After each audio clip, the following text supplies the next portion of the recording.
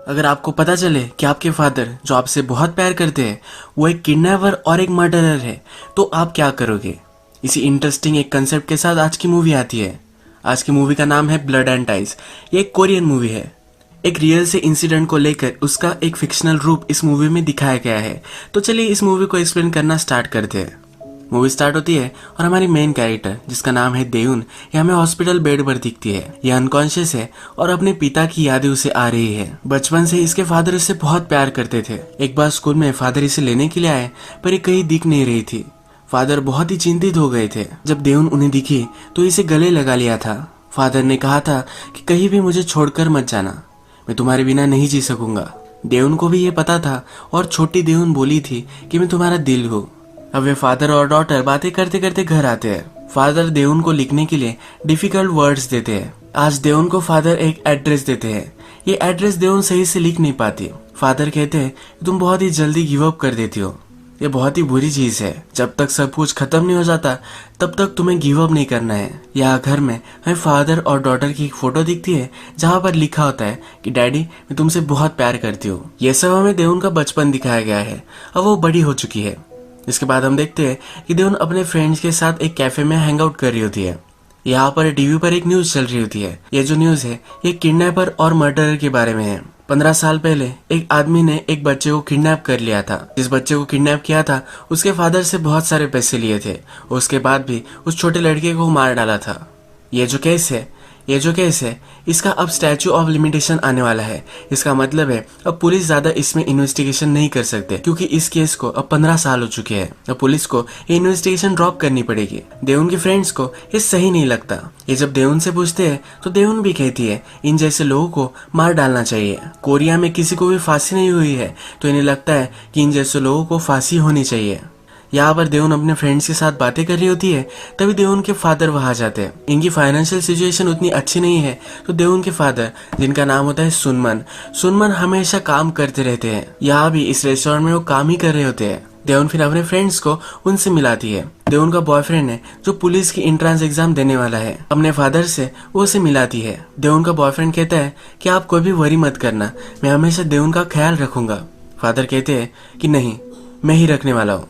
ये इसे बहुत ही वियर्ड लगता है पर फादर फिर हंसने लग जाते हैं। वो कहते हैं कि मैं सिर्फ मजाक कर रहा था। देउन के फादर को बहुत काम करना पड़ता है, ये उसे बहुत ही बुरा लगता है। देउन का एजुकेशन खत्म हो चुका है और उसने एंट्रेंस एग्जाम दी है। उसे जर्नलिस्ट बनना है। उसका इंटरव्यू भी अच्छा गया था तो इसका आज रिजल्ट लगने वाला है। सुनमन और देउन दोनों गाड़ी में बैठते हैं और इस इंटरव्यू का रिजल्ट देखते हैं। यहाँ पर इंटरव्यू में देउन फिर से फेल हो जाती है। देउन फिर जिसने इंटरव्यू लिया था उनकी कंपनी को कॉल लगाती है। ये इंटरव्यू में क्यों फेल हुई इसका रीजन उसे नहीं मिलता।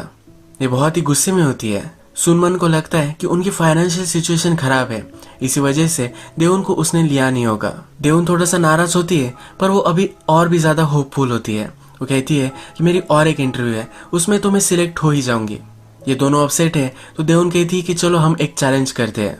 घर पर एक वीक के लिए कौन बर्तन मांजेगा इसका इनका चैलेंज होता है। हमेशा इसमें देउन हार जाती है पर इस बार भी अपने फादर को चीयर अप करने के लिए वो रेस्टोरेंट में उन्हें लेकर आती है। इस बार भी फादर जीत जाते हैं। देउन अगर इंटरव्यू में पास हो जाती है तो उसके फादर रह नहीं पाते। देउन की उन्हें आदत हो चुकी है क्योंकि हमेशा से वो देउन का ख्याल ही रखते आए हैं। इसके बाद नेक्स्ट सीन में हम देखते हैं कि देउन अपने फ्रेंड्स के साथ मूवी देखने के लिए आती है। ये मूवी भी जो किडनैपिंग हुई थी 15 साल पहले इस पर ही बेस्ड होती है। इसी मूवी की वजह से फिर से न्यूज वगैरह चल रही होती है। इस मूवी की सैड एंडिंग देखकर देउन को बहुत ही बुरा लगता है पर इस मूवी के लास्ट में एक्चुअल किडनैपर का वॉइस होता है। इसमें बताया जाता है कि अगर आपको ये पता होगा कि ये वॉइस किसका है तो प्लीज आप पुलिस को कांटेक्ट कीजिएगा। अब यहाँ जो थिएटर में मूवी चल रही है इसका भी एक्सप्लेनेशन मेरे चैनल पर अवेलेबल है। इसकी लिंक मैं डिस्क्रिप्शन और आई बटन पर दे दूंगा, आप वो जाकर देख सकते हैं। ये एक्चुअल इवेंट हुआ था जिसमें एक किडनैपर ने बहुत सारे बच्चों को ऐसे ही मार डाला था। ये एक सच्ची कहानी थी और उस पर ये मूवी बेस्ड थी।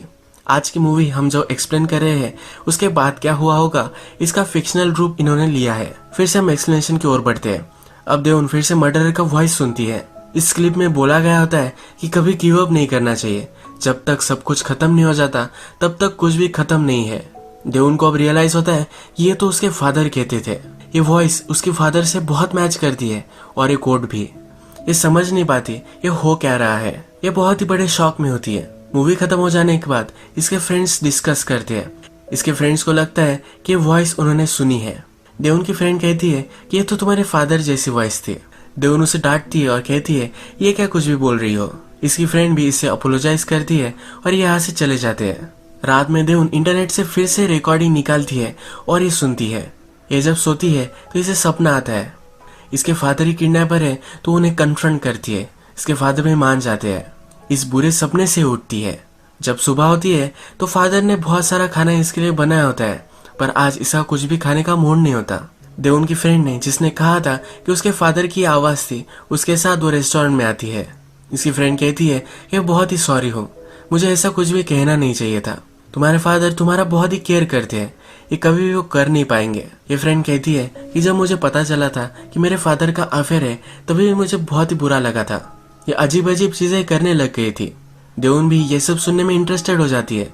देवुन पूछती है कि तब तुमने क्या किया था। उसकी फ्रेंड कहती है कि मैंने उनके मोबाइल्स, उनका लैपटॉप, ये सब चीजें चेक की थी। देवुन को भी आइडिया अच्छा लगता है और अब फादर के लैपटॉप वगैरह वो चेक करने लग जाती है। यहाँ पीसी में फादर ने पॉर्न फिल्म डाउनलोड्स की होती है, ये उसे दिखती है। देवुन को ये फिल्म मिल चुकी है, ये फादर देख लेते हैं। फादर मना कर देते हैं कि मेरी थी ही नहीं, जब हमने बाय किया होगा तब ये आ चुकी होंगी। देवुन जब अपने फ्रेंड को ये कहती है तो ये दोनों बहुत हंसती है। देवुन की फ्रेंड कहती है तुम्हारे फादर भी एक मेल है, उनकी भी फिजिकल नीड्स होंगी, और ये दोनों और भी हंसती है। देवुन को अब कंफर्म करना ही है कि उसके फादर मर्डरर नहीं है। उसके फादर हमेशा वीकेंड्स पर फिशिंग के लिए जाते हैं, पर कभी भी कोई भी फिश नहीं लाते। ये उसे बहुत ही सस्पिशियस लगता है और अब फादर का पीछा वो करने लग जाती है। ये फादर के पीछे जाती है तब उसे पता चलता है कि एक अमीर घर पर उसके फादर काम करते हैं। ये वीकेंड्स पर जाकर सब साफ सफाई कर आते हैं। रात में देवुन देखती है कि उसके फादर क्लब के बाहर काम कर रहे हैं। एक अमीर लड़की वहां आती है जो ड्राइव करना चाहती है, पर यह बहुत ही ड्रंक है, तो फादर इसे मना करते हैं कि तुम्हें ड्राइव नहीं करनी चाहिए। ये लड़की मानती नहीं। इन दोनों में झगड़ा हो जाता है और लड़की फादर को मारने वाली होती है, तभी देवुन वहां पहुंच जाती है। देवुन इसे रोक लेती है और देवुन और इस लड़की का अब झगड़ा हो जाता है। डायरेक्टली यह सब हमें पुलिस स्टेशन में दिखाए जाते हैं। फादर पुलिस को कह रहे होते हैं कि ये सब गलती मेरी है, मेरी बेटी को छोड़ दो। जो अमीर लड़की थी ये कह रही होती है कि इन्हें जेल में डाल दो, पर उसे भी वो घर भेज देते हैं। देवुन को अपने फादर के लिए बहुत ही बुरा लगता है और ये दोनों अब घर आ जाते हैं। नेक्स्ट सुबह हम देखते हैं कि देवुन अपने फादर की मॉलिश कर रही होती है। ये कहती है कि आपके बाल सफेद हो चुके हैं। फादर कहते हैं कि इस सफेद बालों का क्या, अभी तो वो जवान है, अभी तो बहुत सारी चीजें कर सकते हैं। देवुन अब सीरियस हो जाती है और पूछती है कि आपने कभी कुछ शादी क्यों नहीं की। फादर कहते हैं कि मैं अभी भी शादी कर सकता हूँ, पर मेरा सारा टाइम तुम ही खा जाती हो। एक्चुअल में सही भी होता है। देवुन से फादर बहुत प्यार करते हैं और उसे ही पूरी अटेंशन मिलनी चाहिए, इसलिए कभी भी उन्होंने शादी नहीं की होती। अब मूवी में और एक कैरेक्टर इंट्रोड्यूस होता है, इसका नाम है शिन। शिन इन पर नजर रख रहा होता है। जब देवुन घर से बाहर लाइब्रेरी में जाती है तब वहाँ शिन आ जाता है।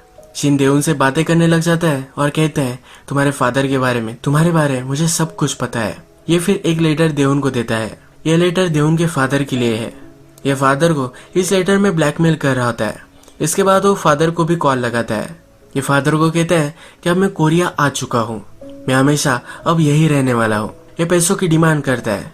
कहता है कि मेरी सिस्टर अब बीमार है, उसे कैंसर है, इसी वजह से उसे पैसे चाहिए। फादर कहते हैं कि मैंने बहुत सारे तुम्हें पैसे दे दिए हैं, अब फादर उसे पैसे नहीं दे सकते, लेकिन अगर तुमने मुझे पैसे नहीं दिए तो मैं देवुन को सब कुछ सच सच बता दूंगा। फादर ने देवुन को कहा होता है कि उसकी मदर मर चुकी है, पर एक्चुअल में ऐसा नहीं है। देवुन की मदर जिंदा है और शिन की सिस्टर ही उसकी मदर है। रात में फिर से देवुन को शिन का कॉल आता है। फादर अब उसे कहते हैं कि जरा वेट करो, तुम्हें सब पैसे मैं दे दूंगा। अब थोड़े दिन हो जाते हैं पर फिर भी वो उसे इग्नोर ही कर रहे हैं। देवुन को ये लेटर सस्पिशियस लगता है, पर वो अपने फादर को अब कन्फर्ट नहीं करती। बाद में शिन इनके घर पर आ जाता है। इसी दिन देवुन की मदर मरी थी, ये उसके फादर ने उसे कहा था, इसलिए वो डिनर वगैरह कर रहे होते हैं। मदर की फोटो वहां लगाई होती है। शिन जब ये सब देखता है, सब खाना वगैरह वो गिरा देता है। वो कहता है ये क्या चल रहा है। शिन कहता है तुम्हारे फादर को गिल्टी महसूस हो रहा है, इसीलिए ये सब वो कर रहे हैं। फादर शिन को कहते हैं कि बाहर जाकर हम बात करते हैं, पर ये मान नहीं रहा होता। फादर जोर से इसे एक झापड़ लगाते हैं। उसे कहते हैं कि तुम ये सब करने के लिए मर सकते हो। शिन बोलता है कि तुम कहते हो कि जब तक सब कुछ खत्म नहीं हो जाता तब तक कुछ भी खत्म नहीं हुआ है, कभी भी गिव अप नहीं करना चाहिए। यह कहकर वहां से चला जाता है। रात में देवुन सो नहीं पाती। फादर के सब ड्रॉर्स वगैरह चेक करने लग जाती है। इसी ड्रॉर्स में उसे एक रिसिप्ट मिलती है। ये एक हॉस्पिटल की रिसिप्ट है और यहाँ हस्बैंड और वाइफ का नाम लिखा गया है। ये नाम वो पहचान नहीं पाती। इसके बाद हम देखते हैं कि फादर फिर से शिन को मिलने के लिए आए हैं। शिन को कह रहे होते हैं कि सब कुछ पैसे में तुम्हें दे दूंगा। थोड़े से पैसे वो शिन को दे देते हैं। इसके बाद हम देखते हैं कि देवुन को वो नाम तो मिले हैं, पर उन नाम का करना क्या है ये उसे मालूम नहीं होता। उसके फ्रेंड का कोई फ्रेंड होगा जो पुलिस की एंट्रेंस में पास हो गया होगा, तो उससे ये इन्फॉर्मेशन निकाल सकता है कि 2 नाम किसके हैं। तो अपने बॉयफ्रेंड से अब वो हेल्प लेती है। उसका बॉयफ्रेंड भी ये करने के लिए मान जाता है और अपने फ्रेंड से हेल्प लेता है ये सब इन्फॉर्मेशन निकलवाने के लिए। रात में देवुन के बॉयफ्रेंड को इन्फॉर्मेशन मिल जाती है कि वो आदमी और वो औरत कौन था। बॉयफ्रेंड का फ्रेंड बहुत ही परेशान है। मूवी के आ जाने के बाद मीडिया से बहुत ही प्रेशर बढ़ चुका है। इस केस को पुलिस को जल्दी से सॉल्व करना है, पर ये कर नहीं पा रहे। इसके बाद हम देखते हैं कि बॉयफ्रेंड देवुन के पास आ जाता है। देवुन को कहता है कि जिस आदमी का तुमने मुझे नाम दिया था वो 1995 से एक्टिव नहीं है। उसके पहले रॉबरी वगैरह इस तरह की चीजें उसने की थी। 1985 में ही अबडक्शन और मर्डर ये सब हुआ था। बॉयफ्रेंड कहता है कि इस तरह के लोग कभी भी सुधरते नहीं, इसने शायद कुछ नया नाम ले लिया होगा। देवुन को धक्का लगता है क्योंकि उसे समझता है कि उसके फादर ही हो सकते हैं। दूसरा नाम फिर औरत का होता है। ये देवुन पहचानती है, ये उसकी मदर का ही नाम है। बॉयफ्रेंड कहता है कि इस औरत का कोई भी क्रिमिनल रिकॉर्ड नहीं है, ये औरत अभी भी जिंदा है। देवुन को अब शौक लगता है कि ये कैसे हो सकता है। उसकी मदर अभी भी जिंदा है और उसका एड्रेस भी उसे मिल चुका है। रात में ही अपनी मदर से मिलने के लिए निकलती है। ये मदर की घर तक पहुंचती है, पर वहाँ कोई भी नहीं होता। ये रात भर वही रुकती है और सुबह पर उसे शिन वहां से बाहर आता हुआ दिखता है। ये शिन का पीछा करने लग जाते हैं।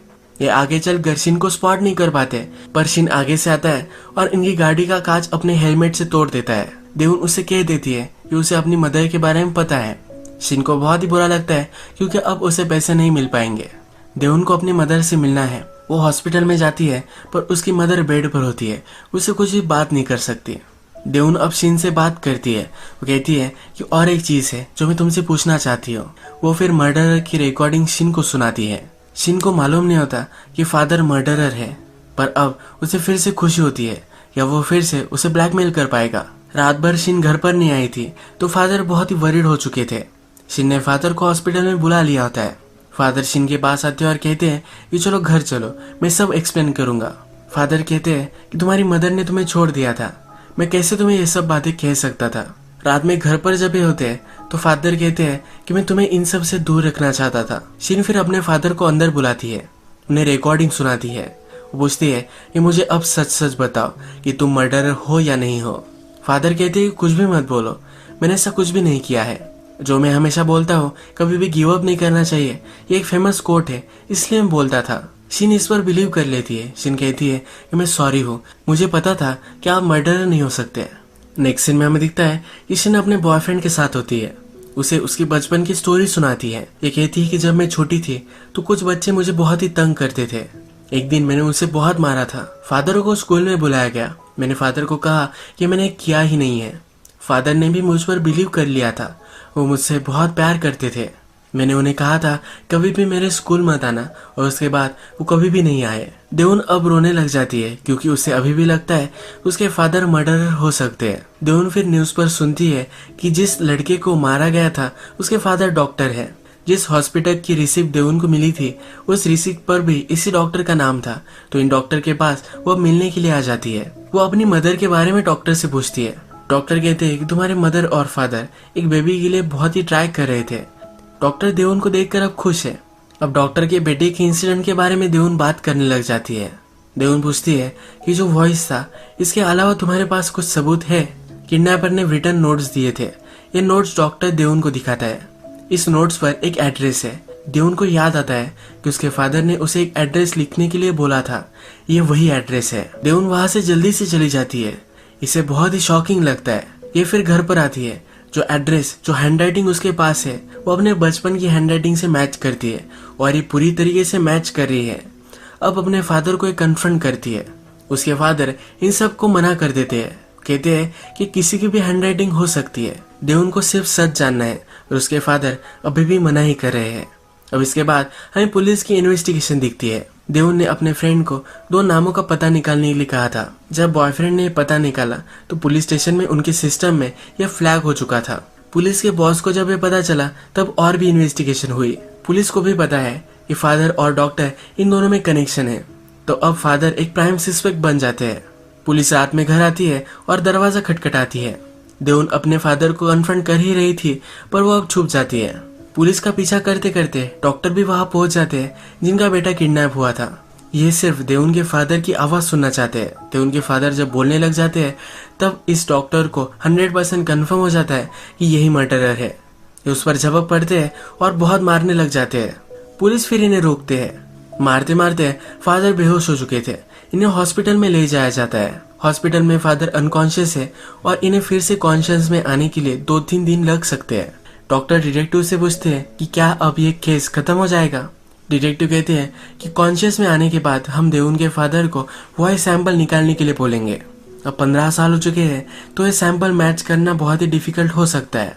डॉक्टर को बहुत ही बुरा लगता है। पुलिस अब देवन के घर की सब छानबीन करने लग जाते हैं। देवन के पास सबूत है, उसकी हैंडराइटिंग वो पुलिस से छुपा कर रखती है। पुलिस को घर में कुछ भी नहीं मिलता। देवन जब अपने फ्रेंड से मिलती है तो उसकी फ्रेंड उसे कहती है कि अब मैं थोड़े दिनों के लिए तुमसे मिल नहीं सकती। वो अब डर रही है कि पुलिस उसे भी क्वेश्चन कर सकते हैं। देवन को उसके प्रोफेसर ने बुलाया होता है। जिस प्रोफेसर ने उसे लेटर ऑफ रिकमेंडेशन दिया है वो अब उसे बोल रहे हैं कि मेरी अब इज्जत दांव पर है। ये प्रोफेसर भी बहुत डरे हुए हैं। देवन के फादर ने प्रोफेसर को एक गिफ्ट दिया था, वो गिफ्ट भी प्रोफेसर अब उसे वापस कर देते हैं। प्रोफेसर देवन को बहुत ही हेल्प करते थे तो फादर ने एक लेटर लिखा था जिसमें वो बहुत ही थैंकफुल थे और एक गिफ्ट भी प्रोफेसर को दिया था। देवन रात में हॉस्पिटल में आती है। उसके फादर अभी भी कोमा में ही है। देवन फिर रोने लग जाती है। वो कहती है कि आप कभी भी मत उठना, यही सही होगा। उसे पता नहीं कि अब वो क्या करेगी, पर वो नहीं चाहती कि उसके फादर कभी भी कॉन्शियस में आए। इसके बाद हम देखते हैं डिटेक्टिव देवन से सब कुछ पूछताछ कर रहे हैं। देवन को पता था कि उसके फादर मर्डरर है पर वो पुलिस से छुपा रहे थे। इस डिटेक्टिव को ये बात पता है। देवन से सब कुछ सवाल पूछते हैं पर देवन सब चीज को मना कर देती है। वो कहती है कि मेरे फादर मर्डरर नहीं है। डिटेक्टिव उसे एक स्पॉट दिखाते हैं जहाँ पर छोटे बच्चे को मार दिया गया था। देवन को बुरा लगता है पर अभी भी वो कुछ भी नहीं बोलती। जब डॉक्टर को ये बात पता चलती है कि देवन कुछ भी सच सच बोल नहीं रही तो डॉक्टर बहुत ही डिस्टर्ब हो जाते हैं। देवन के पास जाकर वो कहते हैं कि अगर मेरा बेटा जिंदा होता तो तुम्हारी ही एज का होता। इसके बाद देवन के फादर फिर से कॉन्शियस में आ जाते हैं। उनका वॉइस सैंपल लिया जाता है। हॉस्पिटल के बाहर सब मीडिया वगैरह होती है। जल्दी से इस वॉइस को टेस्टिंग के लिए भेजा जाता है। जब इसे एनालाइज वो करते हैं, ये आवाज 15 साल पहले की थी, इसी वजह से मैच नहीं हो पाती। अब देवन के फादर को वो अरेस्ट नहीं कर सकते। ये सब देखकर डॉक्टर को बहुत ही सदमा लगता है। यहीं पर वो बैठ जाते हैं और रोने लग जाते हैं। इसके बाद देवन और उसके फादर गाड़ी में बैठकर घर आने के लिए निकलते हैं। यहाँ पर देवन ड्राइव कर रही होती है। आज की रात लास्ट रात है। इसके बाद इस केस की कुछ भी इन्वेस्टिगेशन नहीं होगी क्योंकि ये केस आज रात के बाद एक्सपायर होने वाली है। देवन फिर अपने फादर को जिस स्पॉट पर छोटे बच्चे की लाश मिली थी वहां लेकर आती है। देवन कहती है कि मुझे पता है कि आप ही मर्डरर हो क्योंकि मुझे साफ साफ याद है कि आपने मुझे वो एड्रेस लिखने के लिए बोला था। उस स्पॉट पर आकर वो कहती है तुम ये सब कैसे कर सकते हो। देवन कहती है कि मैं आपको पुलिस में नहीं देने वाली, सिर्फ मुझे जानना है कि आपने सचमुच में किया है या नहीं। वो सिर्फ सच जानना चाहती है। देवन के फादर 12 बजने का वेट करते हैं, यानी ऑफिशियली ये केस अब एक्सपायर हो जाती है। इसके बाद ये हंसने लग जाते हैं। ये कहते हैं कि जब तक सब कुछ खत्म नहीं हो जाता तब तक कुछ भी खत्म नहीं होता। कभी भी गिव अप नहीं करना चाहिए। यानी कि यही मर्डरर है पर केस एक्सपायर होने से पहले कोई भी एडमिट नहीं करना चाहते थे। फादर कहते हैं कि अब सब कुछ ठीक हो जाएगा। देवन कहती है कि अगर सचमुच में तुम इंसान हो तो प्लीज माफी मांगो, भगवान से माफी मांगो। फादर कहते हैं मैंने सब कुछ तुम्हारे लिए ही किया है। देवन बहुत ही डिस्टर्ब हो जाती है। वो कहती है हमें हमारे पापों का प्रायश्चित करना ही पड़ेगा। अपने फादर का हाथ पकड़ती है। कहती है यहाँ से हम सुसाइड कर लेते हैं, हम अब जी नहीं सकते। फादर मानते नहीं और उसे गाड़ी में बिठाकर घर लेकर जाना चाहते हैं। ये सब जब चल रहा है तो इसी स्पॉट पे हमें दिखता है कि डॉक्टर इन दोनों पर नजर रख रहे हैं।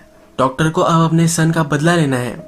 जब फादर गाड़ी में बैठ जाते हैं तो डॉक्टर जोर से आते हैं और अपनी गाड़ी उनकी गाड़ी से टकरा देते हैं। फादर और डॉक्टर ये दोनों ऊंचाई से गिरकर पानी में गिर जाते हैं।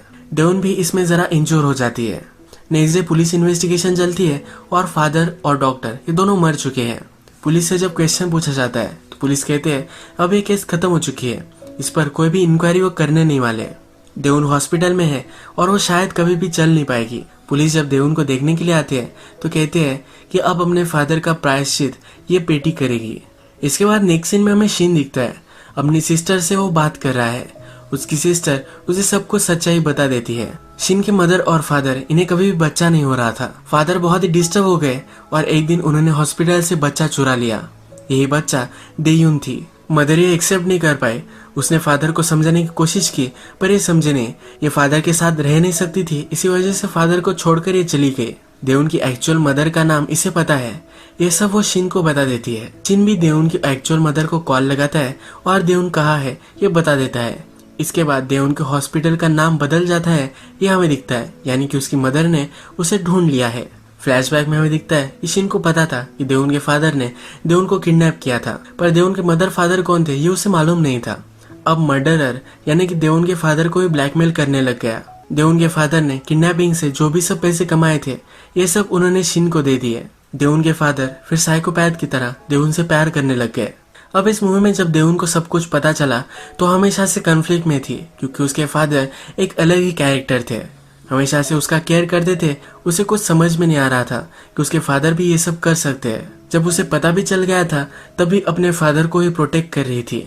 उसके मन में अभी भी उसे लग रहा था कि उसके फादर ये नहीं कर सकते। अपने फादर का जब उसे असली रूप पता चला तब उसे पता था कि वो जी नहीं पाएगी। उसका एक्सीडेंट हुआ और वो अनकॉन्शियस है, पर लास्ट में हमें दिखता है कि उसकी आंखें खुल जाती है। सब कुछ बुरा ही हुआ है पर जीने की थोड़ी सी उम्मीद उसे आ जाती है। यही आज की वीडियो हम खत्म करते हैं। अगर आपको ये वीडियो अच्छा लगा तो प्लीज़ इस वीडियो को लाइक कर दीजिएगा। मैं बहुत सारी इस तरह की मूवीज लेकर आता रहता हूँ, तो प्लीज़ चैनल को सब्सक्राइब कर दीजिए और बेल नोटिफिकेशन आइकन दबाना भी मत भूलिए। हम फिर से मिलेंगे और एक नई मूवी के साथ। तब तक के लिए थैंक यू और आप अपने आप का ख्याल रखिए।